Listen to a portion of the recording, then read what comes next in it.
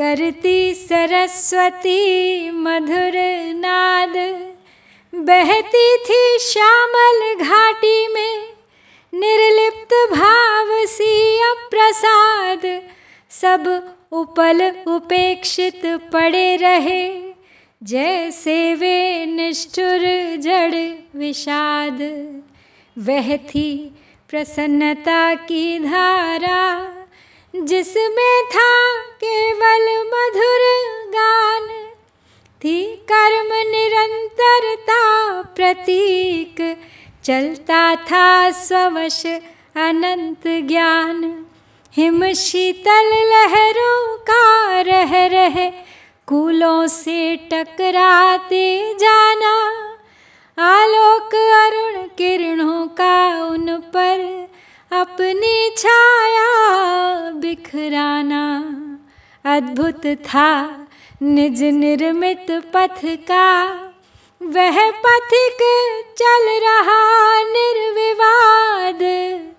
कहता जाता कुछ सुसंवाद। नमस्कार, भारतवाणी से मैं कविता स्वागत करती हूँ आप सबका। महाकवि जयशंकर प्रसाद रचित उनके महाकाव्य कामायनी पर आधारित मेरी इस श्रृंखला की 52वीं कड़ी में।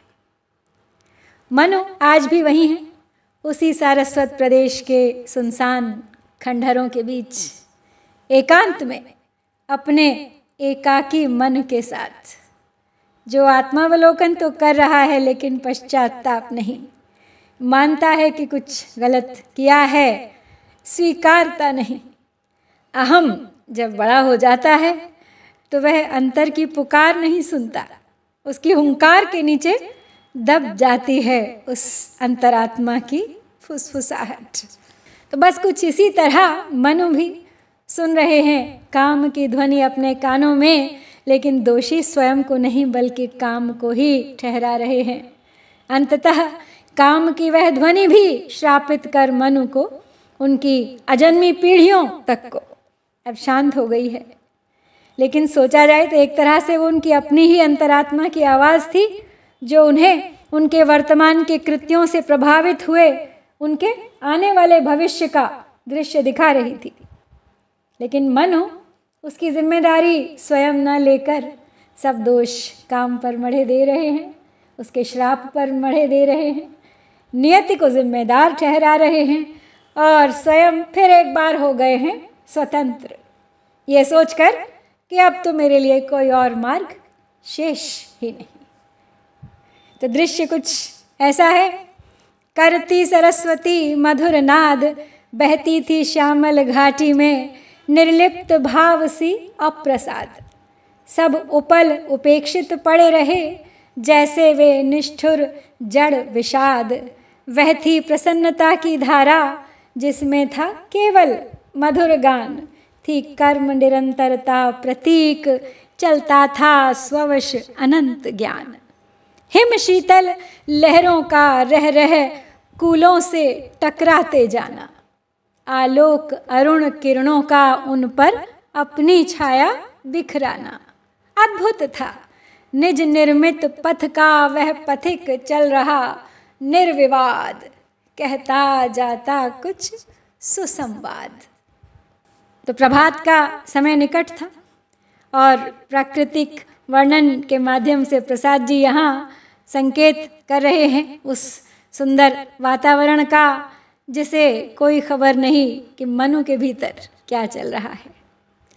कहते हैं कि उधर इस नगर के समीप ही मधुर नाद यानी कल कल शब्द करती हुई सरस्वती नदी उस हरी भरी घाटी में अपने कार्य में असावधान न होती हुई निरंतर बहती जा रही थी, बिल्कुल निर्लिप्त भाव से, मानो मनु को काम के श्राप देने और उस पर होने वाली प्रतिक्रिया से उसे कुछ लेना देना ही नहीं था।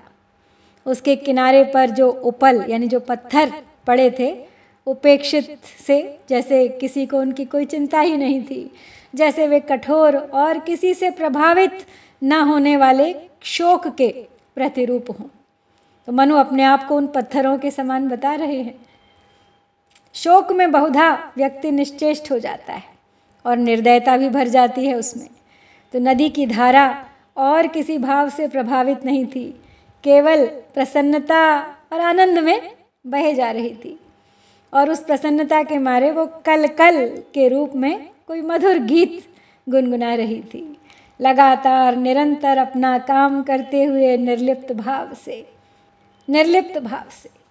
वो बस उसी कर्म करने की भावना का प्रतीक या चिन्ह बनी हुई थी उस समय।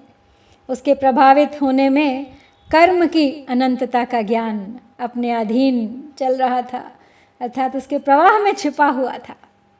रुक रुक कर बारंबार बर्फ के समान ठंडी पानी की लहरें किनारों से टकराती थीं और निकट आए प्रभात के कारण आकाश में छाई अरुणोदय की किरणें, सूर्योदय का लाल प्रकाश उन लहरों पर पड़ रहा था। सारे आकाश में एक लाली सी छा गई थी और उसके प्रकाश की लालिमा उन लहरों पर प्रतिबिंबित हो रही थी। ये सारा दृश्य बहुत ही विलक्षण था, बहुत ही सुंदर था।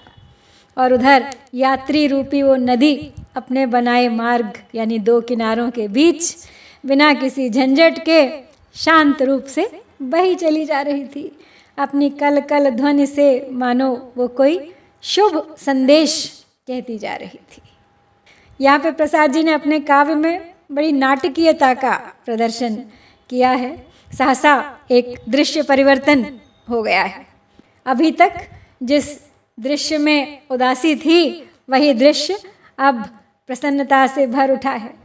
उनका प्रकृति प्रेम यहाँ पे स्पष्ट दिखाई दे रहा है, सरस्वती नदी के अविरल प्रवाह और अरुणोदय के वर्णन के रूप में।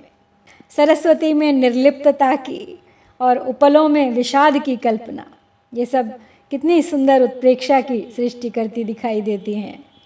और निज निर्मित पथ का पथिक, यहाँ पे तो देखिए कितनी सुंदर रूपकातिशयोक्ति है। न केवल नदी का प्रवाह है बल्कि प्रसाद जी की वाणी में यहाँ अलंकारों के प्रभाव की भी भरमार है। प्राची में फैला मधुर राग, जिसके मंडल में एक कमल खिल उठा सुनहला भर पराग, जिसके परिमल में व्याकुल हो श्यामल कलरव सब उठे जाग। आलोक रश्मि से बुने उषा अंचल में आंदोलन अमंद, करता प्रभात का मधुर पवन सब और वितरने को मरंद। उस रम्य फलक पर नवल चित्र सी प्रकट हुई सुंदर बाला, नयन महोत्सव की प्रतीक अम्लान नलिन की नवमाला। सुषमा का मंडल सुस्मित सा बिखराता संस्कृति पर सुराग, सोया जीवन का तम विराग। प्राची में फैला मधुर राग, जिसके मंडल में एक कमल खिल उठा सुनहला भर पराग, जिसके परिमल में व्याकुल हो श्यामल कलरव सब उठे जाग। आलोक रश्मि से बुने उषा अंचल में आंदोलन अमंद, करता प्रभात का मधुर पवन सब और वितरने को मरंद। उस रम्य फलक पर नवल चित्र सी प्रकट हुई सुंदर बाला, नयन महोत्सव की प्रतीक अम्लान नलिन की नवमाला।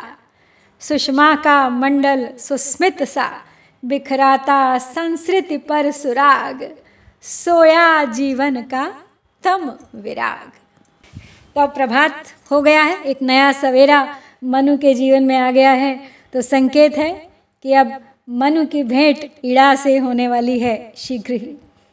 तो इसी का वर्णन करते हुए आगे कहते हैं प्रसाद जी कि तभी प्राची में यानी पूर्व दिशा में अति माधुर्य भरी लालिमा छा गई और सौंदर्यपूर्ण संगीत छिड़ गया।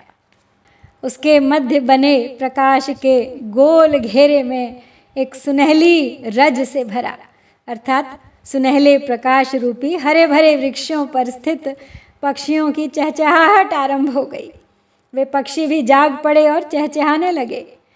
प्रकाश की किरण रूपी तंतुओं से बने उषा के अंचल, यानी उषा के दुपट्टे में, उसकी चुनरी में तीव्र कंपन भरता हुआ, अर्थात उषा काल में तीव्र गति से चलती प्रातः काल की हवा, प्रातः काल की वायु सब ओर उस प्रभातकालीन सूर्य रूपी कमल का मकरंद बांटने लगी। अर्थात वो हवा अपने मंद झकोरों के साथ कमल का रस चारों ओर वातावरण में वितरित करने लगी। भाव यह है कि प्रातःकालीन सूर्य का प्रकाश सब ओर फैल रहा था। ये मादक वातावरण एक सुंदर फलक या पटल के समान था, जिस पर नए बने चित्र की भांति एक सुंदरी प्रकट हुई। जैसे नए बेल बूटे आदि से सुसज्जित चित्र बनाने के पटल पर कोई नया चित्र बना दिखाई देता है, उसी प्रकार उस सुहावने वातावरण में वहाँ एक अत्यंत सुंदर युवती प्रकट हो गई। वह नेत्रों के आनंद पर्व का चिन्ह थी, नयन महोत्सव का प्रतीक, जो अपने रूप से नेत्रों को आनंदित करने वाली खिले कमलों की माला थी। अम्लान मलिन खिले हुए नील कमलों की माला, और उसके मुख पर छाया लावण्य मधुर मुस्कान के समान संपूर्ण संसार, अर्थात वहाँ के वातावरण को बहुत ही लुभावना बना रही थी। उसके प्रकट होने से मनु के हृदय पर छाया वैराग्य रूपी अंधकार वो भी सो गया, और मनु उसे देखकर आकर्षित हुए बिना न रह सके।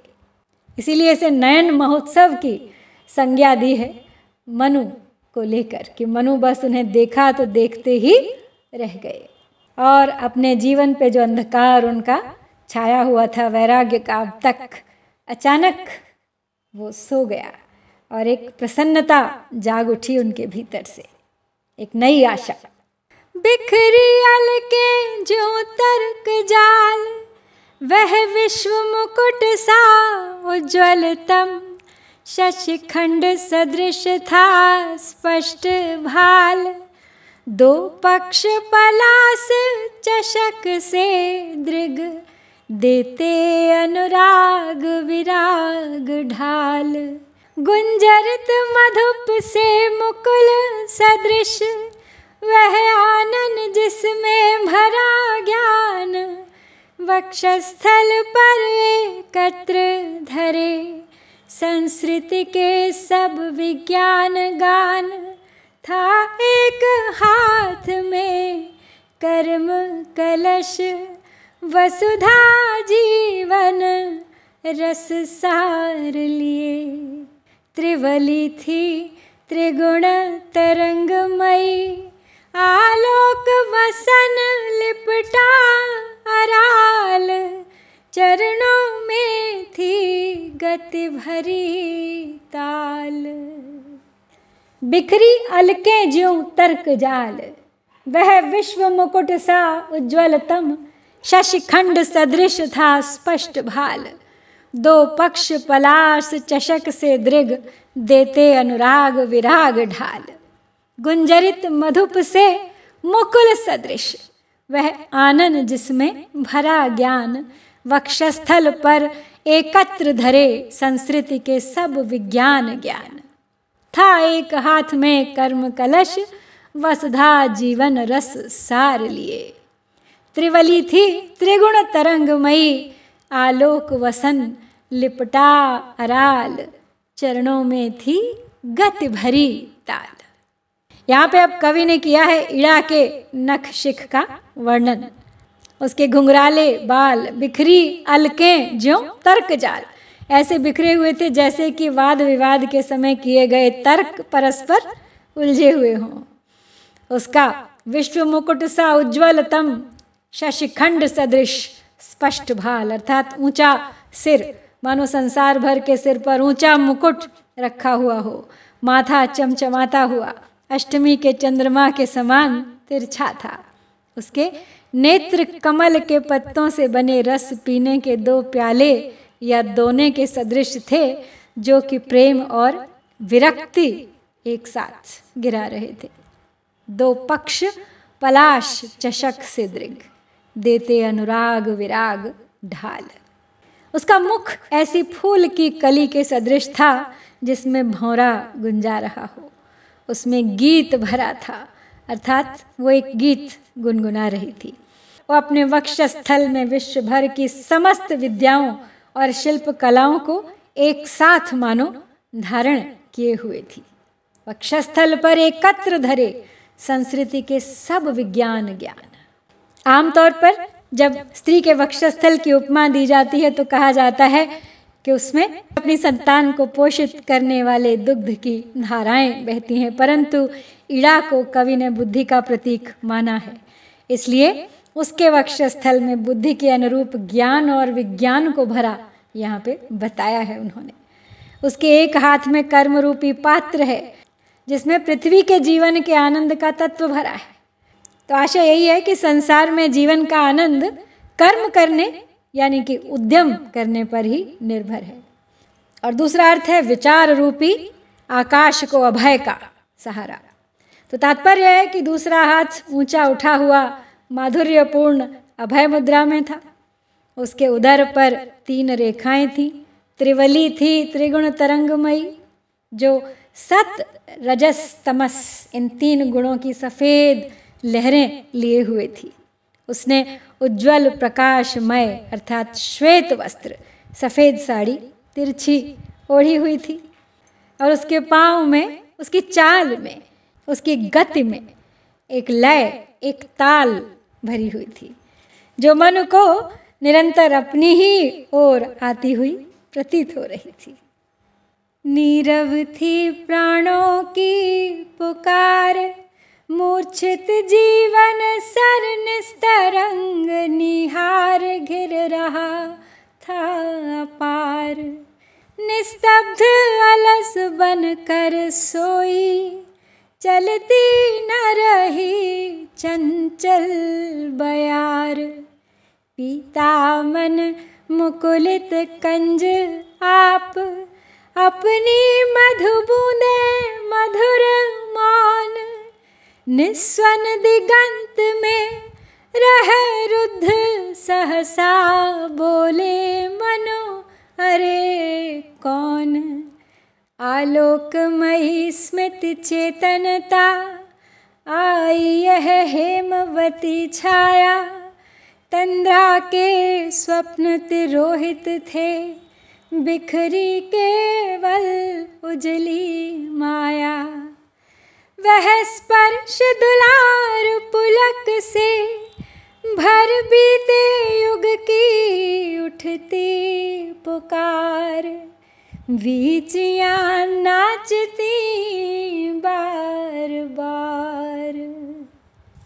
नीरव थी प्राणों की पुकार, मूर्छित जीवन सर निस्तरंग, निहार घिर रहा था अपार।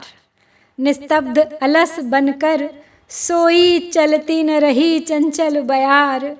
पीता मन मुकुलित कंज आप, अपनी मधु बूंदें मधुर मौन।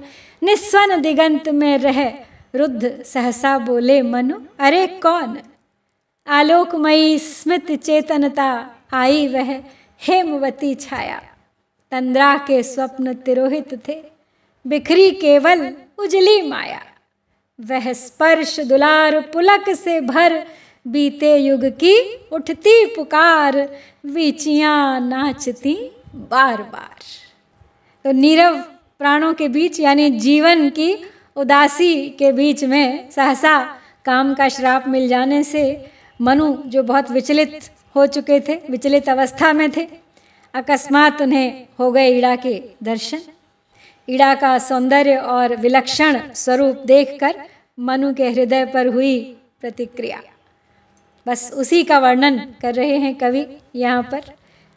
कहते हैं कि उस सुंदरी बाला को देखकर मनु के हृदय में मचली हुई सारी हलचल बंद हो गई। उस समय उनका जीवन रूपी सरोवर सर्वथा शांत था, उसमें कोई लहरें नहीं उठ रही थी। उस पर असीम उदासी की धुंध छाई हुई थी। सदा चलती रहने वाली वायु भी उस समय निश्चेष्ट और अलसाई हुई सी सो रही थी और चलनी बंद थी। तो कहने का अर्थ यही है कि उनकी श्वास क्रिया भी विस्मय के मारे रुक सी गई थी। अचानक देख के उस सुंदरी को अपने सामने उनकी सांसें मानो वहीं की वहीं अटक गई थीं। उनका मन मुदे कमल के समान होकर अपनी रस की बूंदें चुपचाप अपने आप ही पी रहा था। पीता मन मुकुलित कंज आप अपनी मधु बूंदें मधुर मौन। अर्थात उनका चंचल मन उस समय शांत हो गया था। पक्षियों के कलरव क्षितिज में रुक गए थे। उनके मुख से कोई शब्द ही नहीं निकल रहा था। कुछ समय चुपचाप रह के मनु अपने आप अपनी ओर बढ़ती हुई ईड़ा को देख स्वयं अपने आप से ही कह उठे, अरे यह कौन है? ये तो कोई प्रकाश रूप मुस्कुराते चैतन्य के समान कोई सुनहली कांति सी प्रतीत हो रही है। तो भाव ये है कि इसके मुस्कुराने से मेरे अंतर मन में एक नई चेतना भर गई है और सुनहली कांति होने पर भी यह उज्जवल प्रकाश का जादू सा चारों ओर फैला रही है। एक अपूर्व सुख का संचार हो गया है और बस उन्हें अपना वही पुराना समय याद आ गया जो उन्होंने श्रद्धा के साथ शारीरिक संग में, प्रेम व्यापार में, रोमांचों के सुखमय अनुभवों में बिताया था। उन्हें बस उसी का स्मरण हो आया ईड़ा को देखकर। उनके हृदय में बारंबार उमंगों की लहरें उठने लगीं। तो कहने का तात्पर्य यही है कि एक समय पहले भी इसी प्रकार की निराशामय स्थिति में उनकी भेंट श्रद्धा से हुई थी और कुछ समय उनके साथ प्रेम और आनंद के साथ बीता भी था। अब उस सुंदरी को देखकर कुछ इसी प्रकार की आशा और भावना का उनके हृदय में फिर से संचार हो गया है। लेकिन सोचने वाली बात यही है कि श्रद्धा को वो छोड़ आए, उसके बाद जो भी हुआ उसका दोष काम के मत्थे मढ़ दिया, लेकिन अब फिर एक बार ईड़ा को देखकर वो उसकी ओर आकर्षित है। वो पिछला सब भूल चुके हैं और पुनः एक बार उनके भीतर, उनके मन में वही भाव हैं जो श्रद्धा से मिलने से पहले थे। तो मन में यही भाव आता है कि तो प्रश्न फिर यही उठता है कि मनु क्या सीख रहे हैं अपने अतीत से? कुछ सीख रहे हैं या नहीं? कुछ सीख भी रहे हैं या नहीं? प्रतिभा प्रसन्न मुख सहज बोल, वह बोली मैं हूँ कहो तुम, कौन यहाँ पर रहे डोल। नासिका नुकीले के पतले पुट फरक रहे कर स्मित अमोल। मनु मेरा नाम सुनो बाले, मैं विश्व पथिक सह रहा क्लेश। स्वागत पर देख रहे हो तुम, यह उजड़ा सारस्वत प्रदेश। भौतिक हलचल से यह चंचल हो उठा देश ही था मेरा। इसमें अब तक हूँ पड़ी इसी आशा से आए दिन मेरा। मैं तो आया हूँ देवी बता दो, जीवन का क्या सहज मोल। भव के भविष्य का द्वार खोल। प्रतिभा प्रसन्न मुख सहज बोल, वह बोली मैं हूँ, कहो तुम कौन यहाँ पर रहे डोल। नासिका नुकीले के पतले पुट फरक रहे कर स्मित अमोल। मनु मेरा नाम सुनो बाले, मैं विश्व पथिक सह रहा क्लेश। स्वागत पर देख रहे हो तुम, यह उजड़ा सारस्वत प्रदेश। भौतिक हलचल से यह चंचल हो उठा देश ही था मेरा। इसमें अब तक हूँ पड़ी इसी आशा से आए दिन मेरा। मैं तो आया हूँ देवी बता दो, जीवन का क्या सहज मोल। भव के भविष्य का द्वार खोल। तो अब मनु ने ईड़ा को देखा, प्रश्न पूछा, ईड़ा ने भी, तो दोनों ने एक दूसरे को अपना परिचय दिया। मनु का प्रश्न सुन के और एक अपरिचित आगंतुक को देख के अपनी प्रत्युत्पन्न मति और सूझबूझ के कारण निसंकोच होकर वो सुंदरी कहने लगी कि मेरा नाम इड़ा है, तुम भी अपना परिचय दो। तुम कौन हो जो इस प्रदेश में घूम रहे हो, जिसे मैंने पहले कभी नहीं देखा। तो जिस समय वो बोल रही थी उसकी नुकीली नाक के पतले नथुने हिल रहे थे, नासिका नुकीले के पतले पुट फरक रहे, कर स्मित अमोल। वो मुस्कुरा रही थी, एक अनोखी सी मुस्कान थी उसके चेहरे पर। वो बहुत ही प्रभावशाली थी। ऐसा प्रतीत हो रहा था मानो उस पूरे क्षेत्र पर उसका आधिपत्य हो, और मनु ने उसके प्रभावी क्षेत्र में अतिक्रमण कर दिया। तो उसके प्रश्न को सुनकर मनु ने अपना परिचय दिया। बोले, हे सुंदरी, मेरा नाम मनु है, मैं संसार भर में भटकने वाला बिना घर बार का एक यात्री हूँ और विपत्तियाँ झेल रहा हूँ। तो इड़ा ने यह सुन के कहा कि यदि ऐसी बात है तो यहाँ तुम्हारा स्वागत है, परंतु तुम देख ही रहे हो कि मेरा यह सारस्वत प्रदेश उजड़ा पड़ा है। प्रलय भूचाल क्या क्या नहीं हुआ, बस प्रतीक्षा है कि अभ्युदय का एक दिन आएगा जबकि कोई आकर इस देश को पुनः बसाएगा। अब तुम आए हो तो तुम ही कुछ करो। तो ये सुनकर मनु ने उत्तर दिया, देवी, मैं तो यहाँ आ ही गया हूँ, बताओ मेरे इस जीवन का क्या मूल्य बनता है, अर्थात मुझे यहाँ रहने के लिए क्या करना होगा। इस नए संसार का जो भविष्य होगा उसका मार्ग प्रशस्त करो। इस देश को पुनः किस प्रकार बसाना है, आपके कहने के अनुसार ही उसका भावी रूप निश्चित होगा। मनु तो यूं भी सहारा खोज ही रहे थे, दुखी थे, उदास थे, श्रद्धा को छोड़ आए थे, लेकिन पुनः अब इड़ा के रूप में उन्हें वो कमी भी पूर्ण होती हुई प्रतीत हो रही है और उन्हें अपना भविष्य भी संवरता दिखाई दे रहा है। बस यही आशा लिए वो उस सुंदरी के सामने अपना प्रस्ताव रख देते हैं। मैं तो आ ही गया हूँ और जिस प्रकार भी इस प्रदेश का उद्धार हो, जो भी भावी रूप इसका आप निश्चित करो, उसी अनुसार इस प्रदेश को पुनः बसाएंगे। तो मनु की भेंट हो गई है इड़ा से, और इड़ा ने भी स्वागत करते हुए उस उजड़े सारस्वत प्रदेश को बसाने और व्यवस्थित करने के लिए उन्हें आमंत्रित कर दिया है, और मनु ने प्रसन्नतापूर्वक इस उत्तरदायित्व को स्वीकार भी कर लिया है। अब देखना है एक साथ दोनों की यात्रा किस दिशा में आगे बढ़ती है। तो आज यहीं समाप्त करती हूँ, शीघ्र लौटूंगी अगली कड़ी के साथ।